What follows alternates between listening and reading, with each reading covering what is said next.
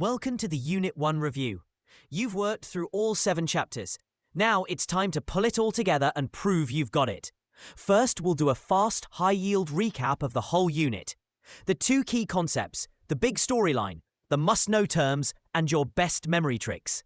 Then comes a practice test. 8 multiple-choice questions in real AP style, each with the answer and an explanation. Let's lock in that 5. Here's the game plan. Part 1 is a fast recap of all 7 chapters, the highest yield ideas only. Part 2 is a practice test, 8 questions written in real AP exam style. For each one, I'll read the question, you pause and choose, and then we'll reveal the correct answer with a quick explanation. Keep score as you go. It's the fastest way to find exactly what you still need to review. The goal is simple. Walk away genuinely ready for anything Period 1 throws at you. Let's set the big picture in one breath. Period 1 runs from 1491 to 1607 and is worth about 4 to 6% of the exam. The story is simple to state. 3 worlds, the Americas, Europe, and West Africa, meet and remake one another. Before contact, the Americas were home to diverse, complex native societies. After 1492 came exchange, disease, conquest, slavery, and cultural blending. It's a small unit by exam weight, but it's the foundation for everything that follows. Everything in this unit hangs on 2 key concepts. Key concept 1.1. Before contact, native peoples developed diverse and increasingly complex societies by adapting to and transforming their environments. Key concept 1.2. Contact among Europeans, Native Americans, and Africans drove the Columbian exchange and vast social, cultural, and political change on both sides of the Atlantic. If you can explain these 2 sentences with real evidence, you've mastered the unit. Speed recap Part 1. Chapter 1.1 set the stage. 3 worlds on the eve of contact, the Americas, Europe, and West Africa. 1.2 showed how environment shaped diverse and complex native societies, from the Pueblo to the Mississippians. 1.3 explained why Europe sailed, God, gold, glory, and goods, powered by new technology. And 1.4 delivered the collision, the Columbian exchange, the great dying from disease, and the Spanish conquest of the Aztec and Inca. Speed recap Part 2. Chapter 1.5 covered how Spain organized its empire, coerced labor through the Encomienda, the rise of African chattel slavery, and the rigid caste system. 1.6 explored cultural interaction, blending and syncretism, the deep clash over land, gender, and religion, and native resistance like the Pueblo Revolt. And 1.7 tied it all together with the skill of causation.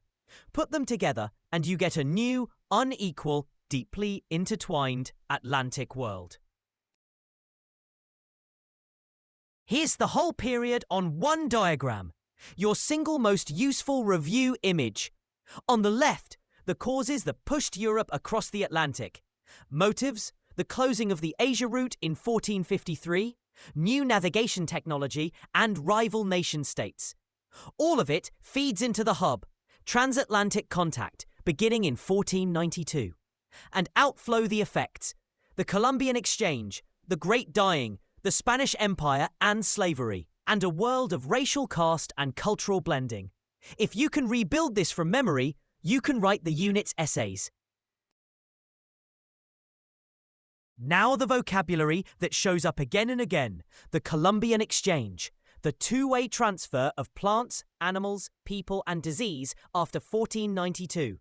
The Encomienda, Spain's grant of forced native labor. Chattel slavery, people owned as property, lifelong, hereditary, and racial. The casta system, a rigid hierarchy by ancestry and birthplace. The Middle Passage, the brutal Atlantic crossing of enslaved Africans. The 3 sisters, maize, beans, and squash. The Treaty of Tordesillas, the 1494 line splitting the New World between Spain and Portugal, and the Pueblo Revolt of 1680, Pope's uprising that expelled Spain from New Mexico. No, all 8 cold. Here are your 4 best memory hooks for the whole unit. Screenshot this. God, gold, glory and goods. Why Europe sailed. New crops, old critters and contagion. The Columbian exchange in both directions. Steel, disease and allies equal conquest. How a few Spaniards toppled empires. And the Pueblo Revolt of 1680. Pope pushes Spain out, the great example of native resistance. 4 hooks that unlock most of period 1. Don't forget the reasoning skills you built, because they carry into every unit. Contextualization, setting the scene before you argue. Causation, explaining causes and effects, the heart of this unit. Comparison, weighing different perspectives, like European versus native worldviews. And continuity and change over time. What shifted dramatically after 1492, and what endured. 4 skills, and you'll use all of them all year long. All right, time to test yourself.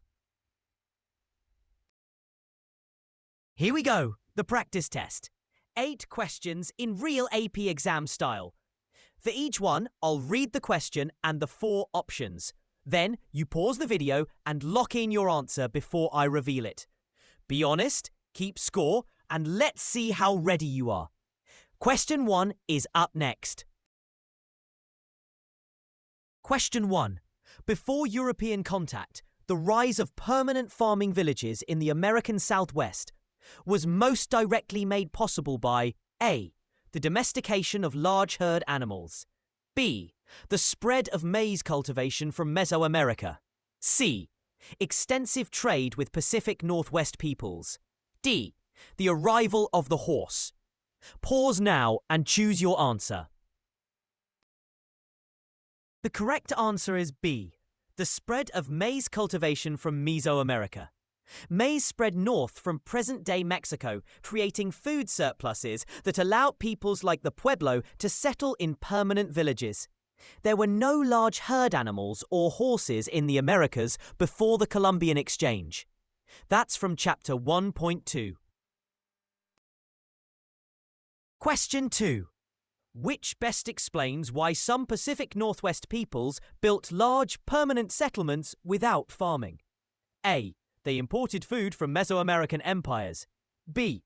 Abundant resources such as salmon supported settled life.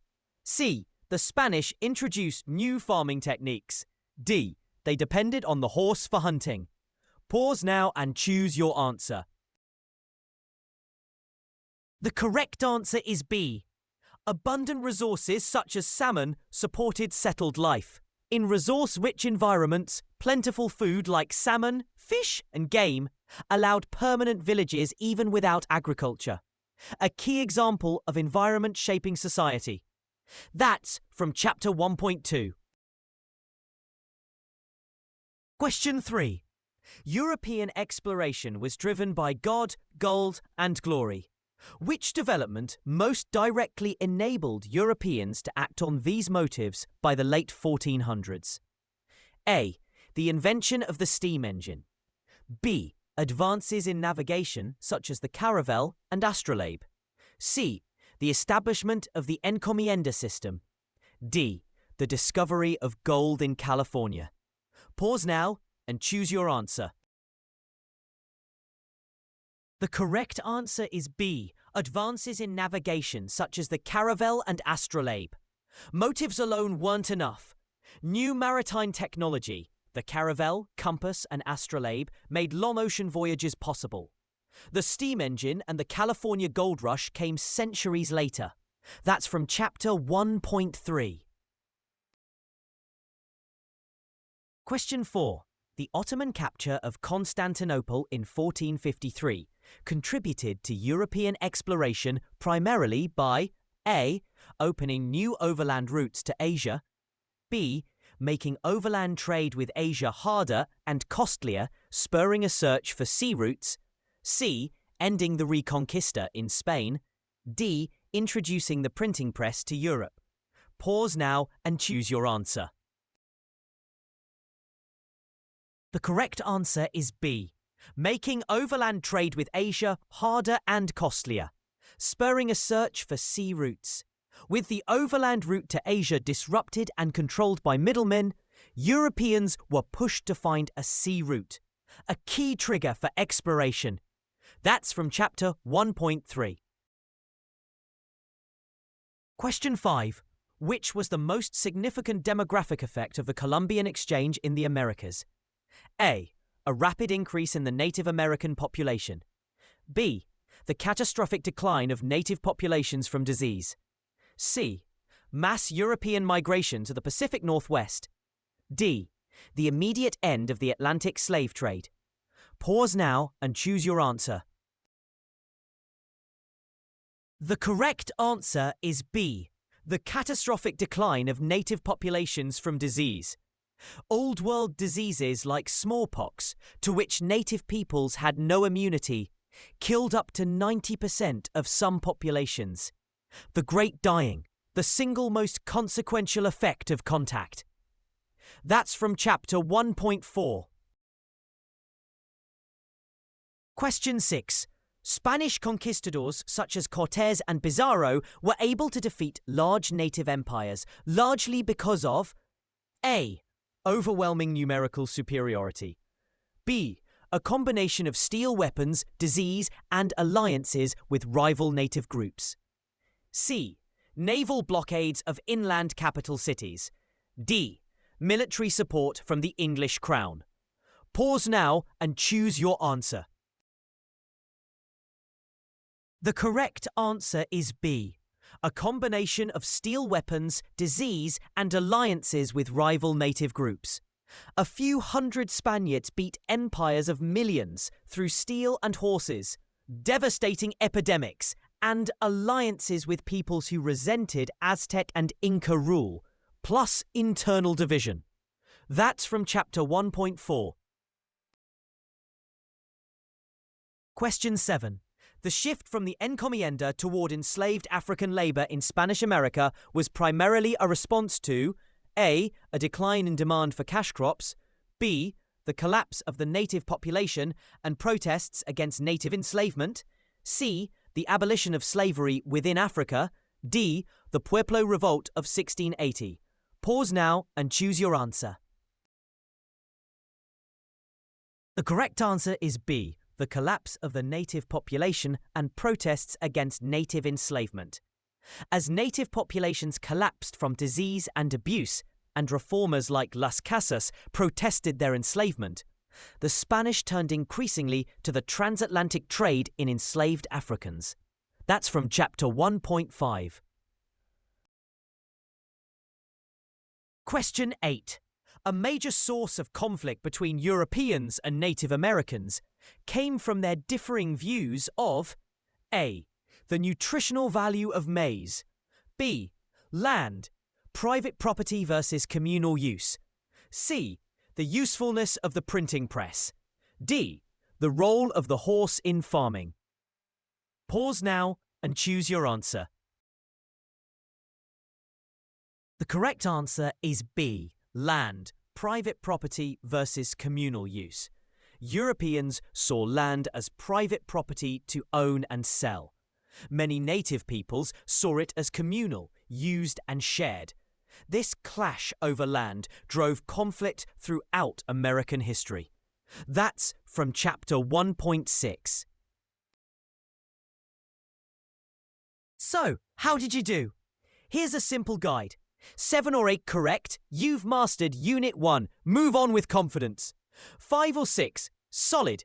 Just go back and quickly review the chapters tied to the ones you missed. 4 or fewer, no problem. Re-watch the unit and try again. The whole point of a practice test is to show you exactly what to study.